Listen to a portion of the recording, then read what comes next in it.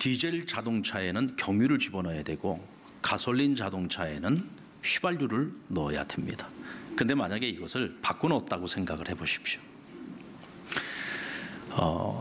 우리나라에서 만드는 자동차를 보면은 대부분이 디젤 자동차는 사륜구동이나 혹은 RV 차를 만들 때 경유차로 만듭니다. 근데 외국에서 수입하는 세단이라고 말하죠. 일반 승용차들 가운데 디젤 승용차가 있습니다. 예전에 우리가 디젤 승용차가 많이 없던 시절에 처음 차를 수입을 하는데 이 디젤 승용차들이 들어온 거예요. 그러니까 주유소에서 주유를 하는 이 주유원들이 승용차가 들어오니까 당연히 휘발유를 넣는다고 생각을 하고 경유차인데 휘발유를 집어넣어 버린 겁니다. 가끔 이런 실수가 있어서 이게 차가 달리다가 그만 엔진룸에서 막 연기가 나고 차가 급정거를 해버리는 그런 일들이 생기죠.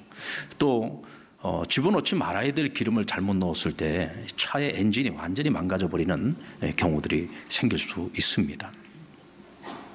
우리는 흔히 뭐 다 같은 기름이니까, 휘발유도 기름이고 경유도 기름이니까 뭐 어떤 기름을 넣어도 차는 달리겠지라고 생각을 합니다만은, 휘발유 차와 경유차는 엔진을 구동하는 방식이 완전히 달라요. 그래서 이 기름을 잘못 넣게 되면 차가 달리는 것 자체가 되질 않습니다. 차가 달리지도 못할 뿐더러 완전히 차를 망가뜨리게 되죠. 지난주에 저희 교회 세 가족 중에 교회를 정말 처음 와서 처음 예배를 드려보신 부부가 있었어요. 그래서 제가 한번 물었습니다. 인생의 첫 예배를 드리신 건데 이 첫 예배를 드린 소감이 어떠냐 하고 물었더니 이분들이 이런 대답을 했습니다. 아무것도 모르겠습니다. 설교를 듣는데 대체 무슨 말씀을 하는지 처음 들어보는 용어도 많이 있고, 그리고 성경의 내용을 모르니까 대체 무슨 이야기를 하는지 잘 모르겠다는 거예요. 여러분, 이것이 마땅한 반응입니까? 이상한 반응입니까? 그렇죠. 마땅한 반응이죠. 왜 그렇습니까? 모르니까요. 우리가 신앙생활을 시작을 하고 또 그리스도인으로서 살아가려면 기본이 뭐예요? 하나님의 말씀을 알아야 되는 겁니다. 하나님 말씀을 알아야 우리가 하나님이 어떤 분이신지를 알 수가 있어요. 하나님이 어떤 분이신지를 모르면 하나님과 우리가 관계를 맺을 수가 없잖아요. 하나님과 소통할 수가 없어요. 그래서 우리가 하나님을 바로 알아야 되고, 하나님을 바로 알기 위해서는 우리가 성경을 읽어야 되고, 그리고 성경을 공부해야 되는 거예요. 그러면서 조금씩 하나님을 알아가면 신앙생활이요, 재미가 있어요. 여러분, 우리는 그리스도 안에서 새로운 피조물이 된 사람들입니다. 이 새로운 피조물이 된다라고 하는 것은 리모델링이 아니에요. 완전히 새롭게 창조가 되어지는 것입니다. 예를 들면 이런 거죠. 내가 디젤 자동차예요.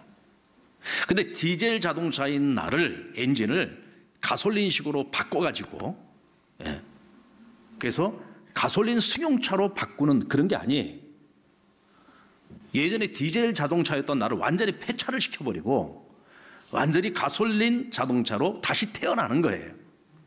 이게 뭐냐? 새로운 피조물이라는 거죠. 그러니까 가솔린 승용차로 다시 태어났으면 어떻게 해요? 이젠 경유를 넣어야 돼요? 휘발유를 넣어야 돼요? 휘발유를 넣어야 되죠. 경유차였을 때에는, 사륜구동이나 RV 승용차였을 때에는 험악한 길에도 다닐 수 있었어요. 그러나 이제는 가솔린 승용차가 됐으면 어디로 달려야 돼요? 아스팔트 길만 다녀야 시대. 험한 길 다녔다가는 차 다 베립니다. 여러분, 지금 제가 뭘 얘기하는지 아시겠죠? 우리가 그리스도 안에서 새로운 피조물이 되어졌어요. 그러면 이제는 뭐냐?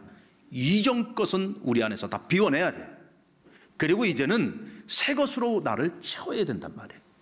이전에 내가 걸어가던 길, 내가 좋아했던 거, 내가 즐거워했던 거, 내가 목표로 삼았던 거, 내가 늘 다녔던 길, 이런 것이 아니라 이제는 완전히 새로운 길로 가야 돼. 새로운 것을 좋아하게 되고 새로운 목표를 향해서 살아가게 되는 거예요. 그러니까 내 안에 채워지는 것이 완전히 달라져야 된다는 것입니다. 지금까지 내가 세상에 속하고 육에 속한 자로서 살아갈 때에는 세상의 것으로 채우고 육의 것으로 채우면 돼요. 그러나 이제 그리스도 안에서 우리의 옛사람이 죽고 그리스도 안에서 새 사람으로서 우리가 살아, 새로운 피조물로서 살아가면 이제는 무엇으로 채워야 됩니까? 하나님의 것으로 채워야 되는 거예요. 에베소서 5장 18절 말씀 우리 같이 한번 읽어볼까요? 시작. 술 취하지 말라. 이는 방탕한 것이니 오직 성령으로 충만함을 받으라. 무엇으로 충만함을 받으라? 성령으로 충만함을 받으라. 성령은 하나님의 영이에요. 하나님의 영으로 충만함을 받으라는 거예요. 이를 위해서 우리가 먼저 해야 될 일이 있는데 술 취하지 말라는 거예요. 나는 원래 술 안 먹었는데요.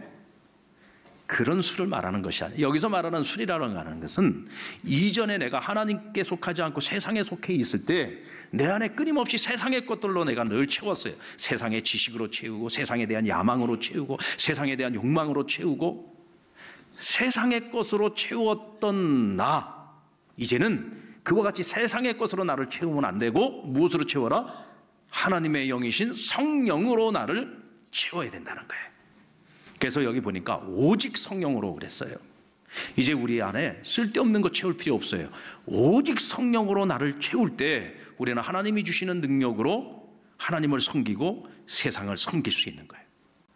우리 안에 하나님의 영이신 성령으로 충만할 때 이 모든 것이 가능한 거예요. 우리가 여러분 어떻게 무엇을 가지고 하나님을 섬길 것인가를 지금 몇 주를 통해서 우리가 함께 공부하고 있죠.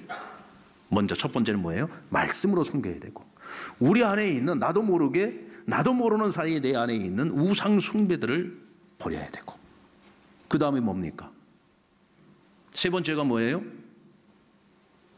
하나님 주님께서 우리에게 가르쳐 주신 기도, 그렇죠. 주님이 가르친 기도를 통해서 우리가 하나님과 세상을 섬겨야 되고, 하나님이 주신 지혜를 가지고 우리가 하나님을 섬겨야 돼요. 그런데 가만히 보면은 이 네 가지가 전부 다 성령 충만할 때 가능한 거예요. 성령 충만하지 않으면 이것이 이루어지질 않아요. 또 이것을 우리가 실천함으로써 우리가 성령 충만한 삶을 살아낼 수 있는 것이죠. 여러분 꼭 기억하십시오. 우리가 하나님을 위해서, 세상을 위해서 무엇인가를 하려고 할 때 여러분들이 제일 먼저 사모해야 되고 제일 먼저 점검해야 될 것이 무엇이냐?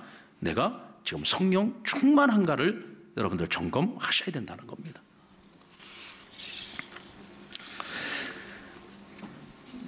자, 그러면은 우리가 하나님과 세상을 섬기기 전에 성령 충만함으로 나를 채워야 되는데, 그럼 무엇으로 나를 성령 충만하게 채울 수 있느냐? 그것은 바로 말씀과 기도입니다. 말씀과 기도 외에 나를 성령 충만함으로 채울 수 있는 충전소도 없고 방법도 없어요.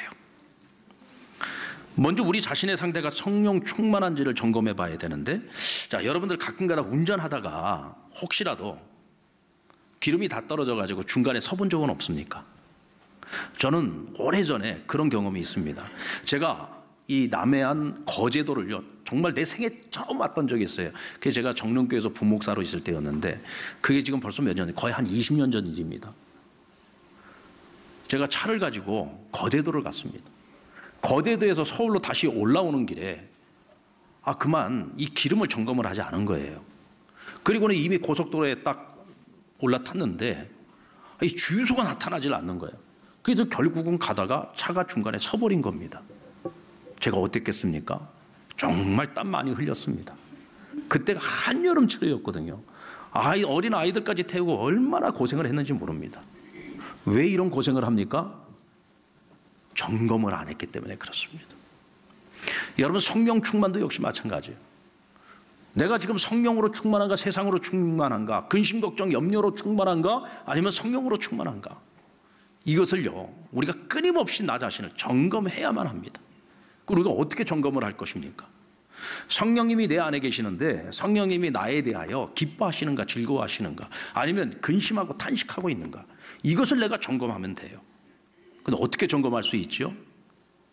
그것은요, 내 영이 알 수 있어요. 우리는 다 영적인 사람이죠. 내 안에 성령님이 계십니다. 그래서 내 영이 그것을 알 수가 있어요.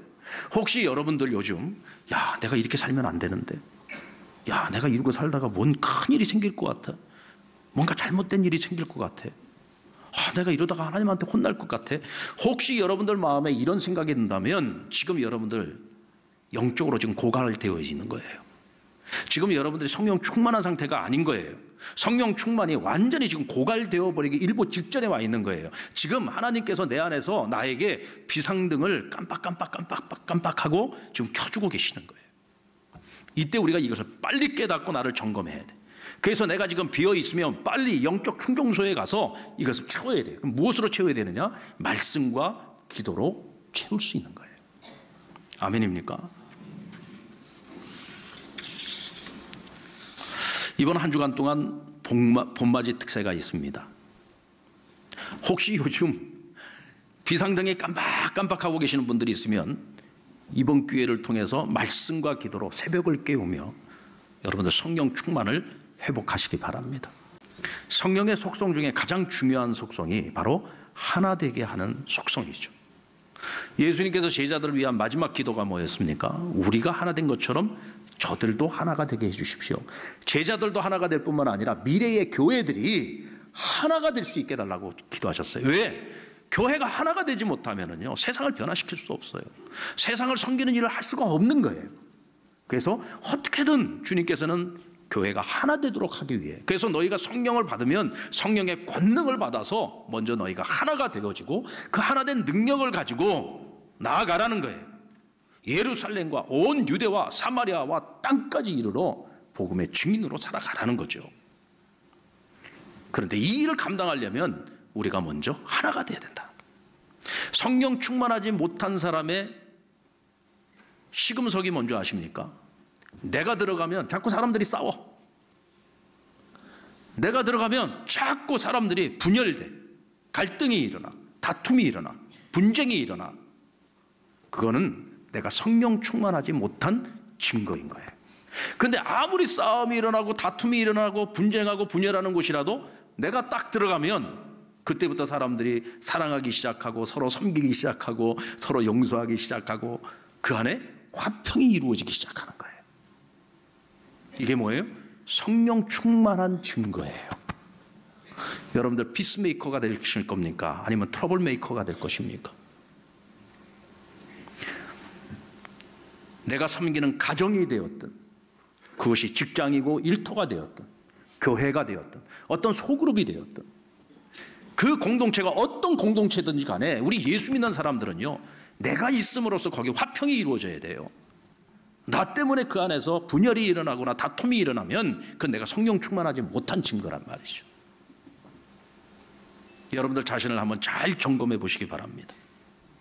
만약 내가 오늘 화평의 도구로서 살아가지 못하고 있다고 한다면 내가 성령 충만 못한 것이니 말씀과 기도로 나를 다시 재충전하고 그리고 하나님의 말씀 앞에 순종함을 통해서 화평을 이루어가는 저와 여러분 되기를 주의 이름으로 축원합니다. 그리고 성령 충만한 사람들은 복음을 전하지 않고는 견딜 수가 없어요. 주님께서 너희가 예루살렘 온 유대 사마리아 땅끝까지 이르러 내 증인이 되라고 말씀하실 때 너희가 먼저 해야 될 일이 있다. 성령을 받아라. 성령을 너희가 받으면 권능을 받을 것이고 권능을 받은 너희가 땅끝까지 나아가서 복음의 증인의 노릇을 할 수 있다는 거예요. 근데 여러분 우리가 복음을 전하는 것도 누가 우리로 하여금 복음을 전하게 만드는 겁니까? 여러분들이 요즘 내가 막 복음 전하고 싶어요. 아직도 내 주변에 믿지 않는 친구들도 많고 믿지 않는 형제들도 많아요. 막 그들을 보면은 막 긍휼히 여기는 마음이 생기고 막 갈급한 마음이 생겨요. 그래서 빨리 복음을 전하고 싶어요. 내 부모님이 이제 살아생전 이제 얼마 남지 않았는데 돌아가시기 전에 예수님 믿고 구원받아서 천국 가셔야 되는데 막 그 갈급한 마음이 생겨요. 이 마음 누가 주신 마음이에요? 누가 주셨어요? 이창겸 목사가 줬습니까? 아니요. 우리 안에 계신 성령님께서 우리로 하여금 그 마음을 갖게 하시는 거예요. 또 내가 전하는 그 복음을 듣고 그들이 마음을 열어서 예수님을 영접하고 믿음의 고백을 따라 그분들이 구원을 얻어요. 천국의 소망을 갖게 되었어요. 이 일은 누가 한 겁니까? 내가 한 겁니까? 아니요. 이건 성령님이 하신 거예요. 그러니까 우리로 하여금 복음을 전하게 만드는 것도 성령님이 하시는 일이고 복음의 열매를 거두게 하시는 것도 성령님이 하시는 거예요. 그래서 사도 바울이 뭐라고 고백을 했냐면 내가 예수 그리스도의 복음을 전하는 일에 있어서 나는 어떤 것도 자랑할 것이 없다 그랬어요. 바울은 일평생 복음 전하는 삶을 살은 사람인데 내가 이 복음 전하는 일에 있어서 자랑할 것이 없다는 거예요. 왜 그랬을까요? 복음을 전하게 만드는 것도 성령님이시고 복음의 열매를 거두게 하는 것도 성령님이니 나는 그저 종으로 쓰임받을 뿐이요 모든 것을 이루게 하신 분은 성령님이시다. 성령님을 높이고 성령님이 모든 것을 하셨다고 고백하고 있는 거예요.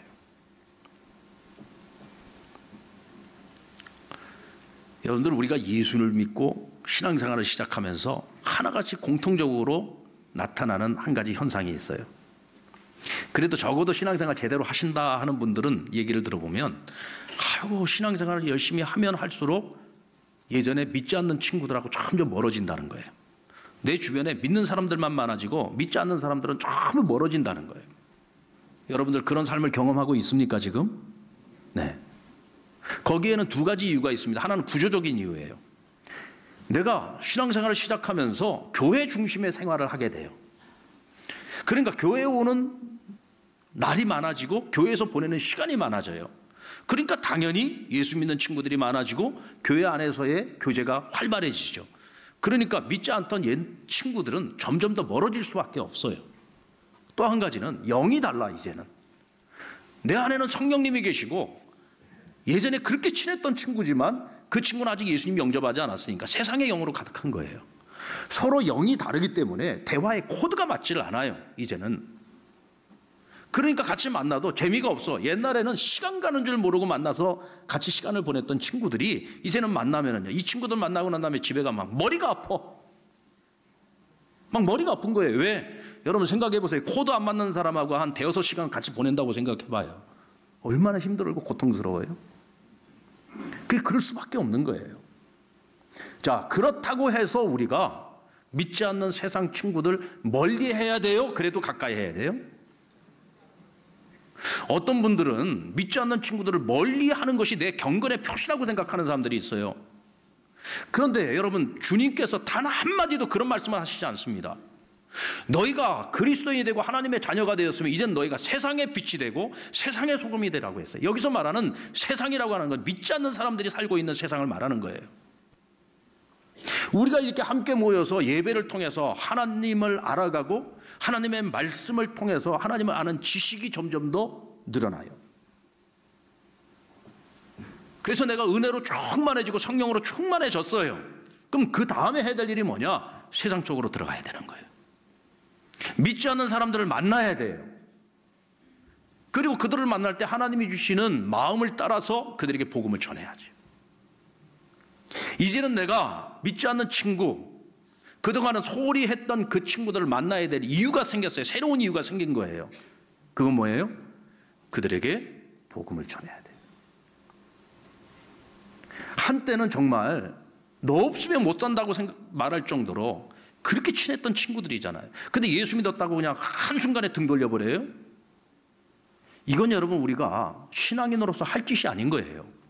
이게 우리가 잘못 살고 있는 거예요. 이제는 오히려 그 친구들 향해서 내가 나아가야 돼요.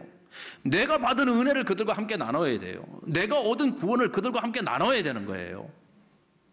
이 마음을 누가 주시느냐? 성령님이 주시는 거야. 그러니까 내가 이제는 복음을 전하지 않고는 견딜 수 없는 마음을 하나님이 주시는 거죠.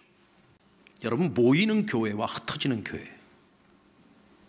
이 두 교회의 모습은 우리의 삶 속에서 균형을 이루어야 됩니다.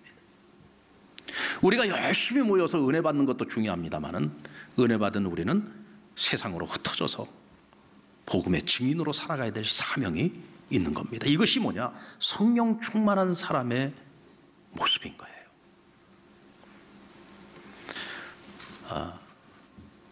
지난 토요일 날, 어제죠.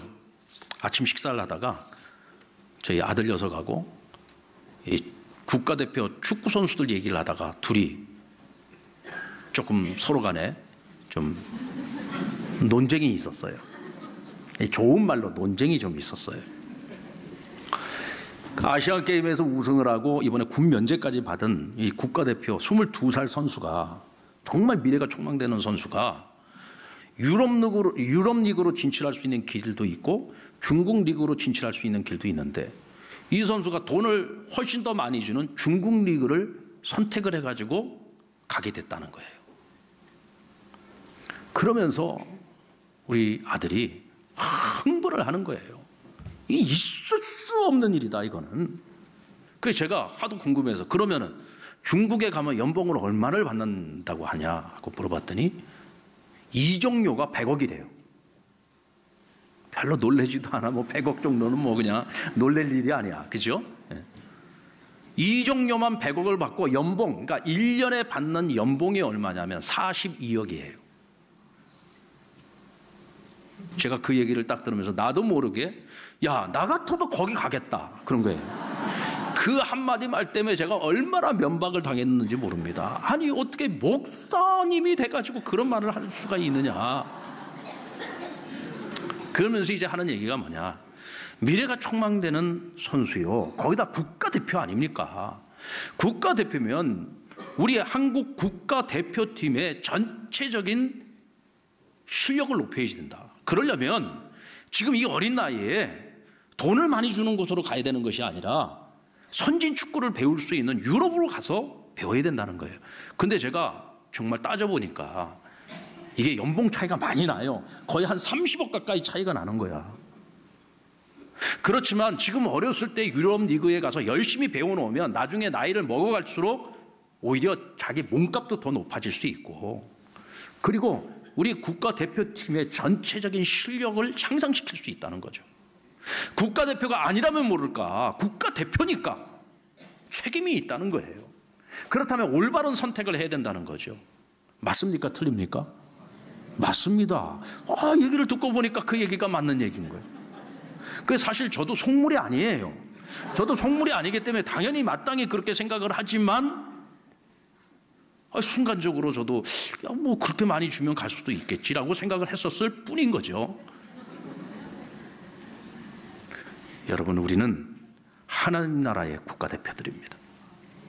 저와 여러분은 하나님 나라의 국가대표들이에요. 그것은 뭐냐면 우리에게 책임이 있다는 얘기입니다. 우리는 매일매일을 살아가면서 하나님 나라의 국가대표로서 선택의 기로에 서게 됩니다. 오늘 이 하루를 살아가면서 나는 내 안에 무엇으로 채울 것인가? 나는 오늘 이 하루를 살아가면서 무엇을 위해서 살아갈 것인가? 나는 오늘 어떤 그리스도인으로서 내 삶을 살아낼 것인가? 이것을 순간순간마다 우리는 매일매일 선택해야 되고 결단을 내려야지 됩니다. 아멘입니까? 이때 우리는 좋은 국가대표가 될 수 있어요. 하나님의 나라, 하나님의 영광을 올려드릴 수 있는 삶을 우리가 살아낼 수 있는 것입니다. 여러분, 끊임없이 우리 안에 성령 충만한지 그렇지 못한지를 점검하시기 바랍니다. 여러분은 우리 안에 이 성령 충만함이 지금 채워지지 못하고 비워 있다면 빨리 하나님 말씀과 기도 앞으로 돌아와야 됩니다.